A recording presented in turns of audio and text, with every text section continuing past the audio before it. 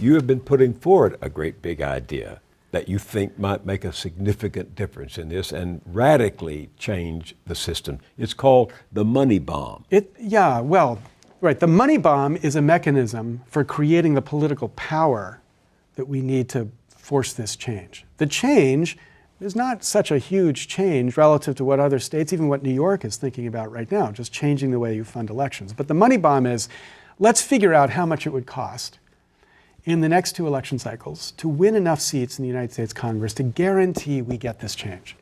I don't know what that number is, but we're hiring a group to calculate that number. Let's say it's $500 million. So then let's go around to 50 billionaires and say to them, okay, we want you to promise in a Kickstarter-like way that if we find 49 other people to write a check for that number over 50, you will write a check for that same amount. So whether it's a $10 million check or a $50 million check, I don't know what the number is going to be, but commit to us that you do that. So that by the end of this, we've got a Super-PAC with the power to end all Super-PACs. It would be for the purpose of electing representatives and a president committed to, we'd identify the package of reform they've got to promise. So you go into a district and you say, okay, fine. If this congressperson is not committed to that, we're going to take that congressperson off. You're going to punish him for not supporting reform. Right. Now, of course, you had Jonathan Soros on your show, and Jonathan Soros gave us the pilot that demonstrated how powerful this idea could be. Soros ran a little Super-PAC called Friends of Democracy. They targeted 8 seats. They spent about $2.5 million, not a lot of money, and 7 of those 8 seats flipped in the way they wanted it to flip. They made money in politics the issue, and in 7 of those 8 seats, people came out and said, fine, that's right, this guy is corrupt in our view, and we're going to take him out. Now, if you, in 2014, went from 8 seats to 80 seats, and you won even 50 of those 80 seats on the basis of money in the politics. So if you had $50 million in 2014 and you won 50 of those seats, that would terrify the United States Congress. So when you came back in 2016, there would be a lot of people who would all of a sudden magically have become reformers in this fight, and we would have a real chance to get a Congress committed to, in 2017, their very first bill being the bill to enact the change that gives us a reason once again to have confidence in the system. Now, it's a huge fight. And the reason the money bomb has got to be so big is that the closer we get and the closer the K Street realizes that we might actually have a chance of winning, they're going to create all sorts of pushback. Because if we win, lobbyists don't go away. We need lobbyists. Lobbyists are an important part of our system. But the value of lobbying services gets cut in half, right? Because they are no longer the fundraiser lobbyist. They are just somebody, a policy wonk, giving a good idea about what they want. So, as John Edwards used to say when we used to quote John Edwards, there's all the difference in the world. John Edwards. Yeah, there's all the difference in the world between a lawyer making an argument to a jury and a lawyer handing out $100 bills to the jurors.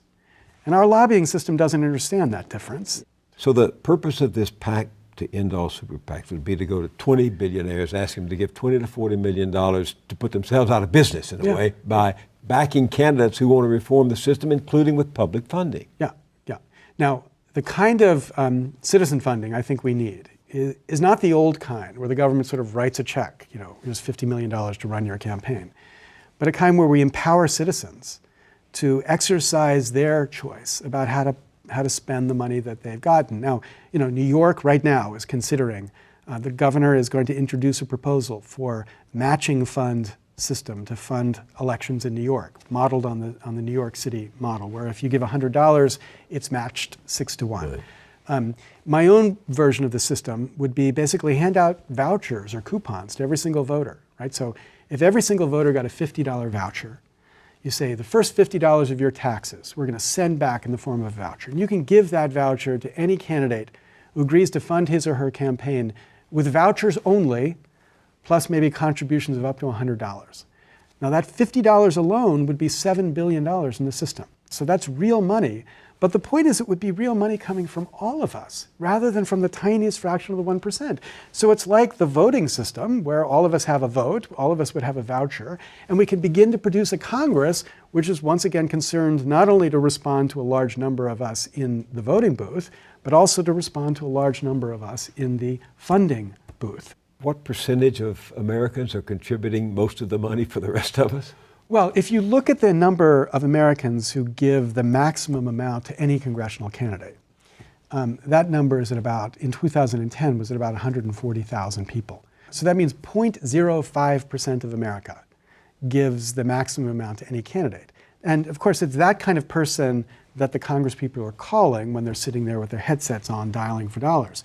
So what I try to get people to recognize is how tiny that number is. And it turns out that's the same number of people who happen to be named Lester, right? So it's basically, we've created Lesterland, where Lesters are the people the Congress people call to fund their campaigns, and then they turn around to the rest of us and they try to get us to vote for them. But in the process of talking to the Lesters to fund their campaigns, the Lesters have their influence. And it changes the agenda and what's on the table for Congress to even consider long before we get to vote. You're a good lawyer. What's the best argument against your reform?